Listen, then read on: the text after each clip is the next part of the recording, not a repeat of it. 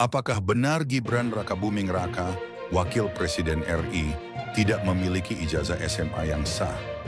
Pertanyaan ini kini mencuat keras setelah 3 tokoh publik, Dr. Tifa, Roy Suryo, dan ahli digital forensik Rismon Sianipar, angkat bicara. Keterangan mereka membuka celah besar tentang legalitas dokumen pendidikan Gibran yang selama ini jarang disentuh media arus utama. Mari kita mulai dari temuan Dr. Tifa. Ia membongkar sebuah dokumen yang disebut Surat Penyetaraan dari Kemendikbud. Dokumen itu menyebutkan bahwa Gibran menyelesaikan program di UTS InSearch Sydney, lalu disetarakan dengan lulusan SMK Akuntansi dan Keuangan di Indonesia. Masalahnya, menurut Dr. Tifa, UTS InSearch bukanlah sekolah menengah formal, melainkan hanya program persiapan masuk universitas. Artinya, dasar penyetaraan ini lemah. Ia bahkan menyebut dokumen itu hanyalah selembar kertas tanpa legitimasi kuat. Dengan kata lain, kalau benar dokumen ini dijadikan dasar untuk syarat pencalonan Gibran, publik berhak mempertanyakan keabsahannya. Roy Suryo pun ikut menyoroti. Menurutnya, seharusnya penyetaraan pendidikan berbentuk surat keputusan resmi, bukan sekadar surat keterangan. Surat keterangan, kata Roy, tidak bisa dipakai sebagai dasar hukum yang kuat. Lebih jauh, ia menyinggung adanya kejanggalan dalam riwayat pendidikan Gibran. Ada semacam loncatan mencurigakan. Dari pendidikan menengah luar negeri yang statusnya tidak jelas, langsung melompat ke jenjang sarjana. Bagi Roy, ini tidak hanya janggal, tapi bisa menimbulkan cacat administratif. Kalau dokumen penyetaraan ini terbukti tidak sah, maka syarat Gibran sebagai calon wakil presiden pada Pilpres 2024 lalu otomatis cacat, dan itu bisa memicu persoalan hukum dan politik yang serius. Sementara itu, Rismon Sianipar, seorang ahli digital forensik, mengambil pendekatan berbeda. Ia menelisik nomor surat penyetaraan Gibran dan mengkonfirmasi bahwa dokumen itu memang ada di Kemdikbud. Tapi ia menemukan fakta penting. Program UTS InSearch hanyalah foundation program berdurasi 8-12 bulan. Bukan pendidikan setingkat SMA atau SMK.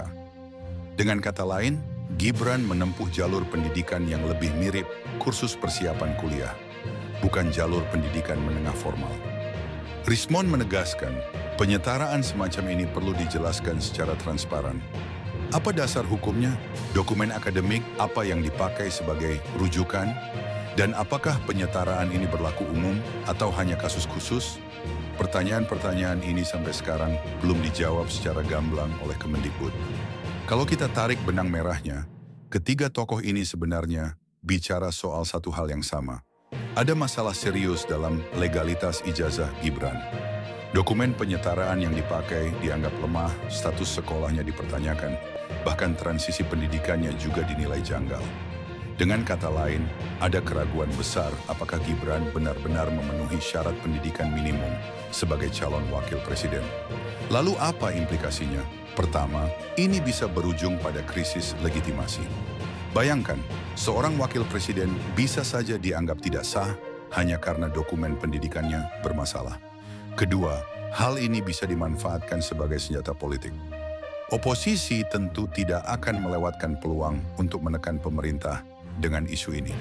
Apalagi publik sudah mulai gerah dengan dugaan ijazah palsu Jokowi yang penanganannya tidak jelas, serta kontroversi keluarnya keputusan KPU nomor 7/131 tahun 2025 dan dugaan manipulasi syarat pencalonan Gibran maju sebagai cawapres. Ketiga, masalah ini bisa merembet ke ranah hukum. Gugatan perdata terhadap Gibran dengan nilai fantastis ratusan triliun rupiah adalah salah satu indikator bahwa kasus ini tidak akan berhenti pada polemik media sosial.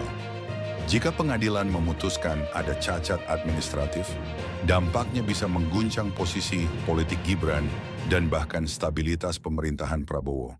Dan yang paling mengkhawatirkan, sampai sekarang belum ada klarifikasi resmi yang benar-benar tuntas.